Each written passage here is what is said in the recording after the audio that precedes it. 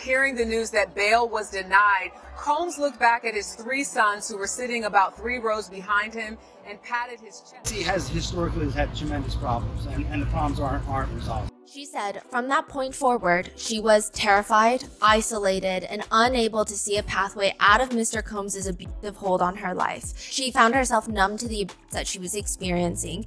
A viral 4-part video once took social media by storm, alleging that music mogul Diddy Combs collapsed in court amid the latest developments in the Cassie case.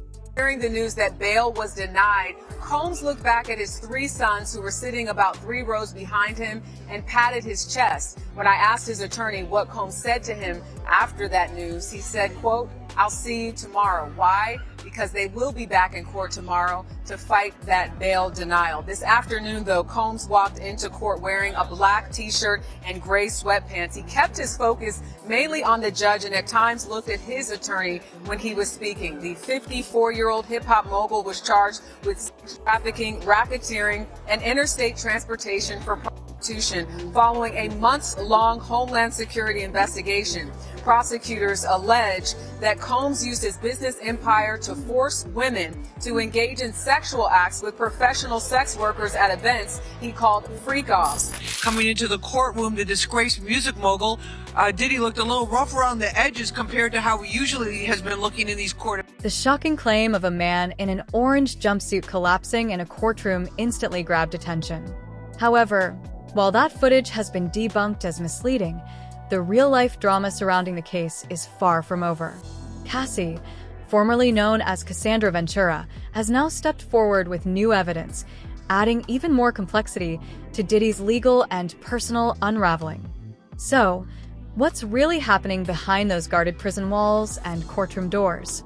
And could these explosive revelations redefine a legacy built over decades? Talked a lot about someone who could be a major witness at a trial, someone who is most likely cooperating with the government, someone whose allegations against Combs, I think it would be fair to say, make up a huge part of the current indictment. I'm talking about Cassandra Ventura, Cassie, Combs' ex-girlfriend. And remember, she sued him back in November of 2023 for sexual assault, battery, sex trafficking. This was among other claims.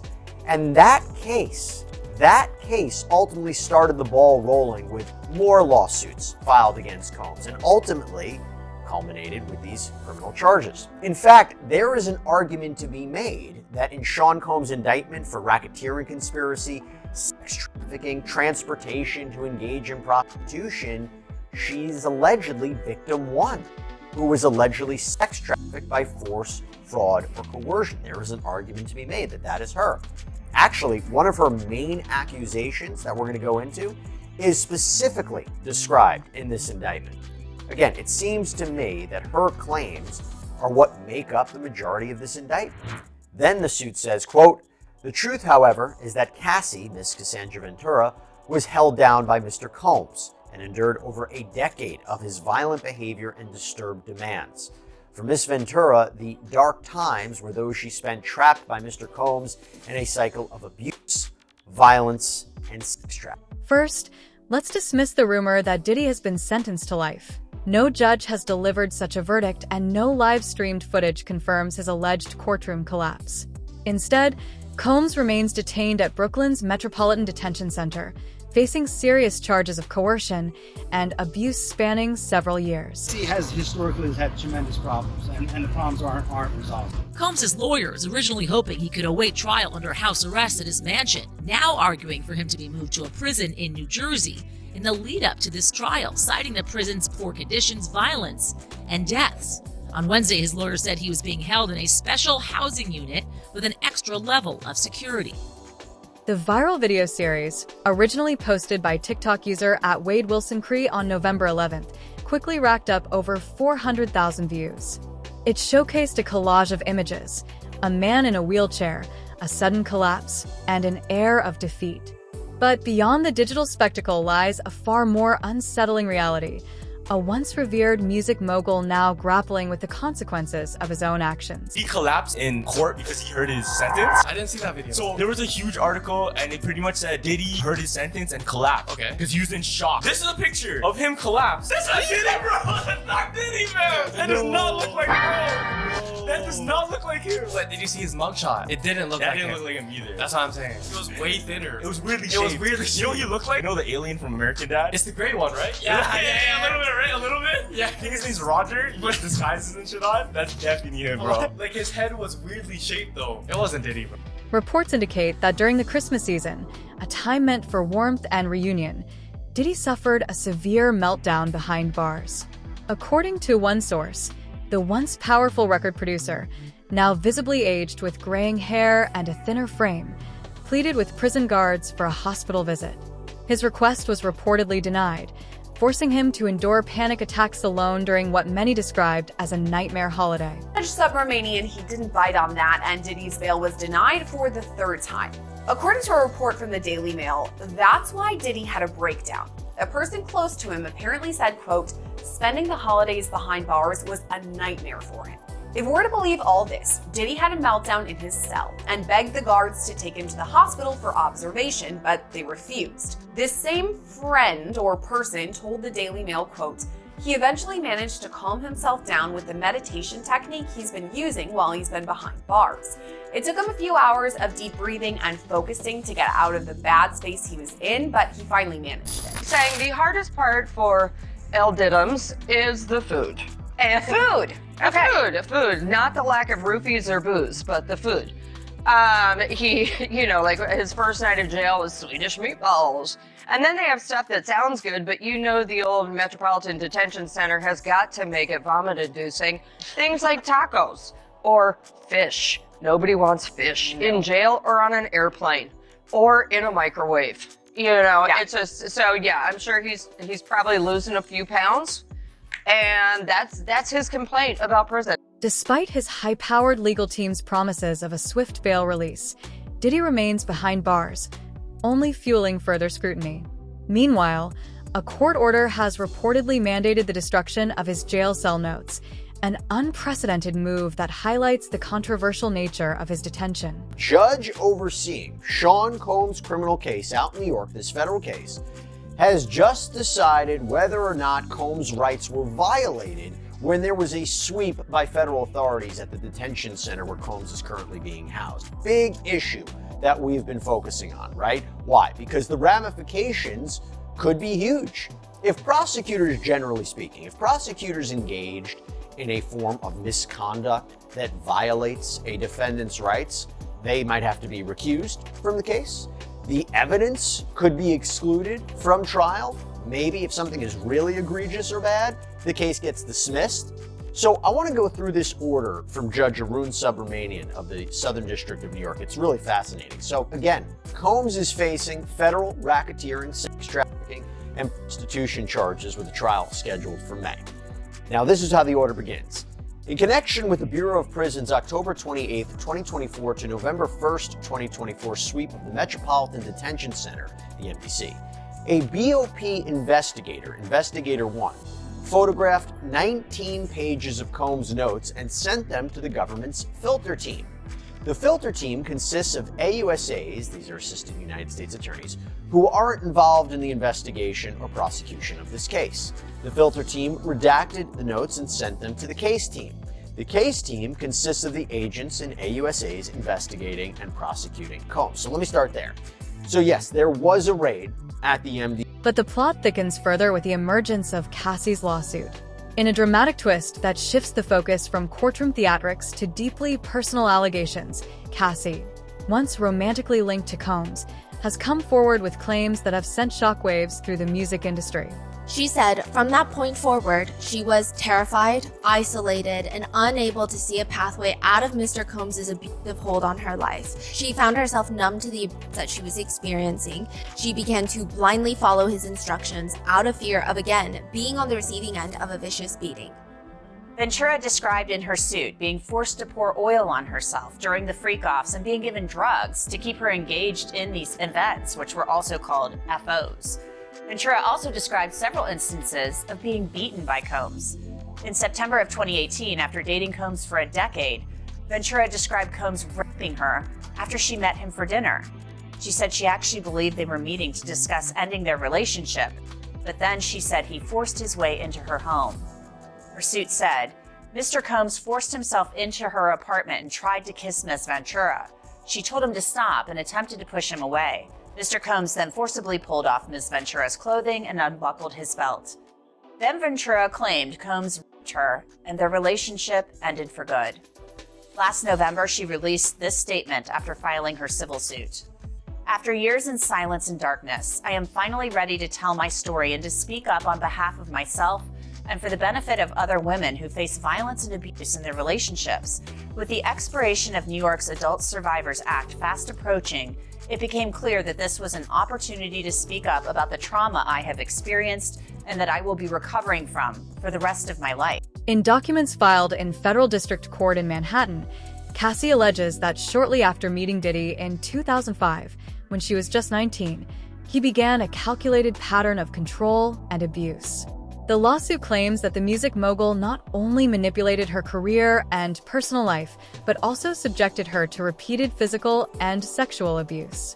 Cassie recounts a harrowing ordeal, from being coerced into disturbing encounters with male escorts, captured on camera during so-called freak-off sessions, to enduring violent outbursts that left her physically scarred and emotionally shattered. Miss Cassandra Ventura was held down by Mr. Combs and endured over a decade of his violent behavior and disturbed demands. For Miss Ventura, the dark times were those she spent trapped by Mr. Combs in a cycle of abuse, violence, and sex trafficking. Among other violent and unlawful acts, Mr. Combs raped Miss Ventura in her own home after she tried to leave him, often punched, beat, kicked, and stomped on Miss Ventura, resulting in bruises, burst lips, black eyes, and bleeding. Blew up a man's car after he learned that he was romantically interested in Miss Ventura, forced Miss Ventura to engage in sex acts with male sex workers while masturbating and filming the encounters, ran out of his apartment with a firearm in pursuit of a rivalry industry executive whom he learned was nearby, demanded Miss Ventura to carry his firearm in her purse just to make her uncomfortable and demonstrate how dangerous he is, and introduced Miss Ventura to a lifestyle of excessive alcohol and substance abuse, and required her to procure illicit prescriptions to satisfy his own.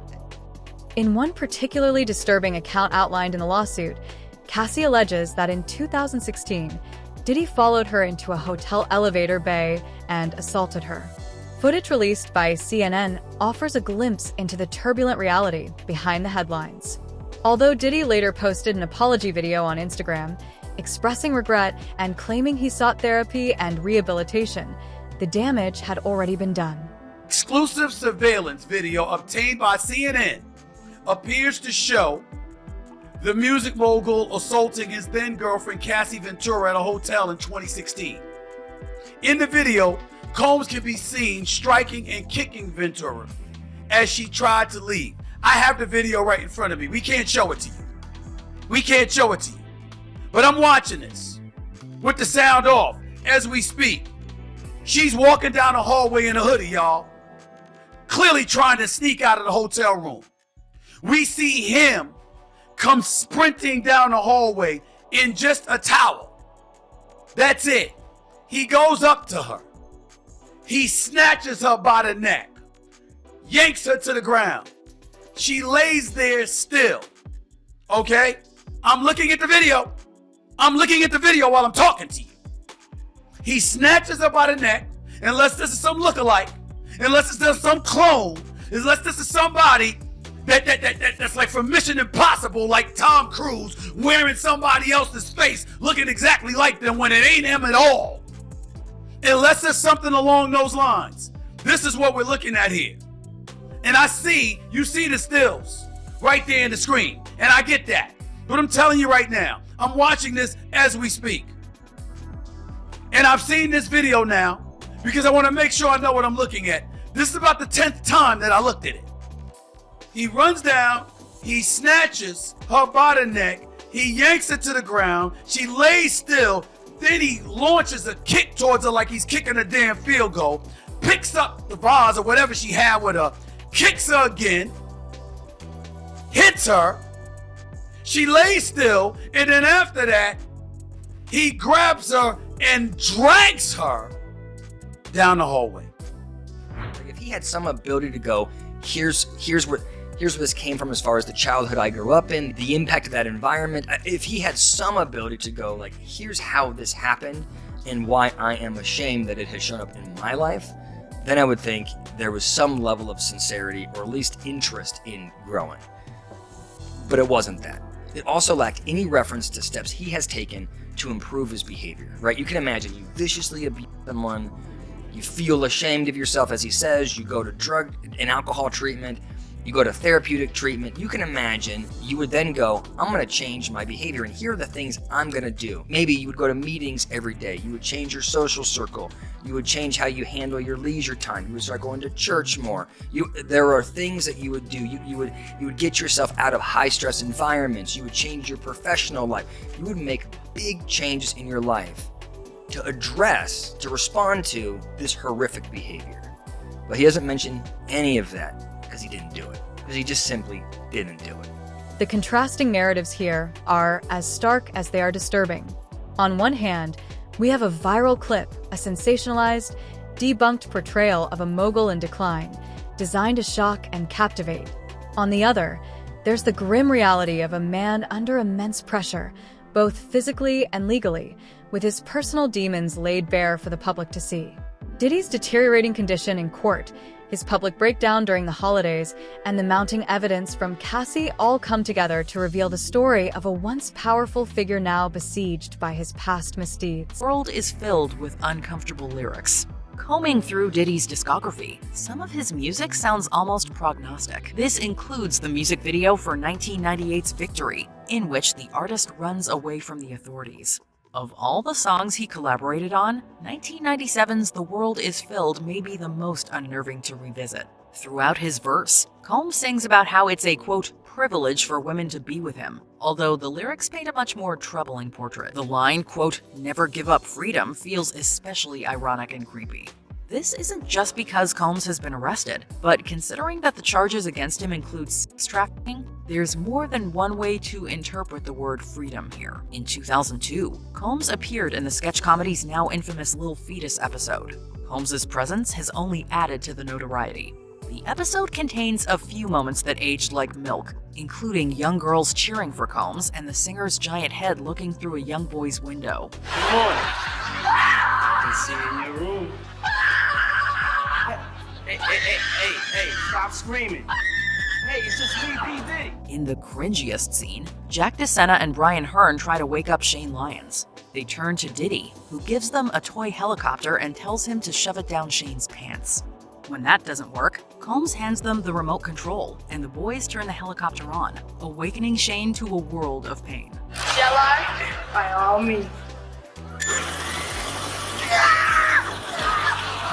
Legal experts caution that the challenges facing both sides are monumental. For Diddy's defense, dismantling a narrative built on years of alleged misconduct and personal breakdowns will require not only countering the sensationalized footage circulating online, but also addressing the very human vulnerabilities that have come to light. Vulnerabilities such as his reported meltdown over Christmas and a visibly altered demeanor in recent court appearances. Meanwhile, the prosecution must navigate the treacherous waters of public opinion, ensuring that the powerful and often polarizing nature of the case doesn't influence the jury pool before the trial even begins. Defense here is that the government has no business going into the private affairs of what happens in someone's bedroom. That these acts were entirely consensual. That these witnesses, really a lot of them, wanted to be in P. Diddy's circle of celebrity. They, what you have here are some of these people that have sued him, engaged in nothing more than a money grab. And now, these people are going to come in and testify. Their bias, their credibility has essentially been undermined because of their ulterior motives. And that really, it's going to hinge on that what occurred here was nothing more than consensual conduct between adults. Okay, now play prosecutor. These are some of the best prosecutors you were saying. What are they going to argue? I'm going to march every one of these witnesses into courtroom, and I'm going to have them tell the horrific story of what went on when they were in the rooms there, and I'm going to put them in front of the jury, and the jury's going to hear these stories, and I think it's going to be difficult. It's going to be a very, very difficult case. I'll tell you, this is a case that will not settle via plea agreement. It's going to go to trial, and it's, we're all, it's not going to be televised, but we're going to hear about it, day by day in the news and the media. Really sensational fact. Adding to the tension, the court-ordered destruction of Diddy's jail cell notes has sparked controversy. Critics argue that this move could hinder the investigation into his time in custody, suggesting that the documents may contain crucial clues not only about his state of mind, but also about potential systemic issues within the detention facility itself. Such actions only deepen the mystery, fueling further speculation about what else might be concealed behind closed doors. Development around Diddy as we're following this case very closely here on Live Now from Fox, as Diddy's lawyers say the feds raided his jail cell and seized a bunch of privileged material. So an interesting one to say the least about this. I want to put up some posts here from former federal prosecutor Nima Rahmani about this, saying Diddy's lawyers are claiming that it violates his Fourth Amendment right. However, inmates don't have Fourth Amendment expectation of privacy in prison, so that argument is weak. Guards can search his cell without probable cause or a warrant. So a big development there in terms of this. Privileged material different. The feds usually have a taint or dirty team of agents who aren't working on the case to conduct these searches. That way, if they see privileged materials, the clean team won't be disqualified from the case. It goes on to say as well, the prosecutors have reason to believe Diddy is obstructing justice from the prison by contacting witnesses through intermediaries. They made the same argument during his bail hearing. I think they have evidence to back it up. Well, apparently, according to the defense, their legal documents, the government's saying no, on the contrary, they're just some handwritten notes and a calendar. And what the judge did, Judge Subramanian, is he ordered the prosecution to destroy their copies. He kept copies, and he's going to review them in chambers or in camera. And one of two things will happen. Either the defense is right, and those are privileged materials, in which case they will not go to the prosecution, or the prosecution is right and they have nothing to do with the legal case, and the government will get copies. It's only 20 pages. I don't think it'll take the judge that long, but I think the media is reporting this as some huge win for the defense because the government has to destroy their copies. They may get copies of those documents in a matter of days. So I think it's premature to say that this is any type of victory for Sean Diddy. For Cassie, every new detail brought to light is a step toward reclaiming her narrative and challenging a system that has long protected powerful figures at the expense of vulnerable voices. Her decision to file the lawsuit under New York's Adult Survivors Act, a law designed to give survivors a final chance to seek justice, marks a turning point not just in her own life, but in an industry that has struggled for years to confront the abuses hidden behind fame and fortune. Today, Governor Hochul will sign a new law to help victims of child sex abuse who miss legal deadlines to sue their abusers. The Adult Survivors Act will give those victims a second chance to file lawsuits. It provides a one-year window in which the state's usual statute of limitations for civil lawsuits will be set aside. The bill received final approval on Monday from the New York State lawmakers. It's modeled after the state's now expired Child Victims Act, which led to more than 9,000 lawsuits. As we watch these parallel stories unfold, the debunked myth of a courtroom collapse and the very real, heart-wrenching allegations in Cassie's lawsuit, a crucial question remains. Will the truth finally pierce through the carefully constructed facades of celebrity power, or will the whirlwind of media speculation continue to distort the facts? The musical group Danity Kane, that Combs helped to form, claimed that Combs had asked her to sign an NDA in exchange for the group's publishing rights. Now, as she said on the podcast, Only Stands, quote, "I have to release him for any claims or wrongdoings or actions prior to the date of the release. I have to sign an NDA that I will never disparage Puff, Bad Boy, Janice Combs, or Justin Combs' music, or EMI, or Sony ever in public." She also said in another interview in 2022 that she was fired from the group by Combs because she wasn't willing to do what was expected of her, not talent-wise, but in other areas. And also, since the raid, she has referred to herself as a victim. Gone Deal has claimed that Diddy has some of the most powerful people in the country under his control, suggesting that everything unfolding is part of a planned conspiracy. According to the report, Diddy's victims had predicted that there would be major fallout, as he was known for gaining leverage over those who might oppose him. This leverage, it seems, is now being used as a backup plan, with Diddy doing everything in his power to protect himself. The report also highlighted how even pastors, politicians, and athletes were allegedly under Diddy's control. And nobody came up. They brand. It's all about the money. They saw what he did to Cassie. With the kicking, the punching. They saw what they did to Cassie. They know did nobody in America like that. So now, these people are represented by a brand. Whether it's something about the music, clothing, movies, they're not gonna come out and speak on nothing that has anything to do with them, and they praying that they not on the tape doing crazy stuff, being oiled up in the whole 9 yards. They praying. So until the feds say, hey, yo, listen here. We got you on, hey buddy, we got you on this tape, and the girl looked like she was pretty young. We're not gonna show it, but we need you to come and testify against Brother Love, P. Diddy, Puff Daddy, you know, Sean Combs. That's when they're gonna start talking. And they're not gonna be talking in his favor. When the feds come to them and show them what they got on tape, because if he had 250 tapes all over, 250 cameras all over the house, somebody got caught stealing a cookie out the cookie jar. It could be your favorite pastor. It could be your favorite politician. But they didn't think they was being watched. And Brother Love was watching. Yeah, I mean, TD Jakes, he hasn't even came out and said anything. And him and Diddy was real cool. Amen.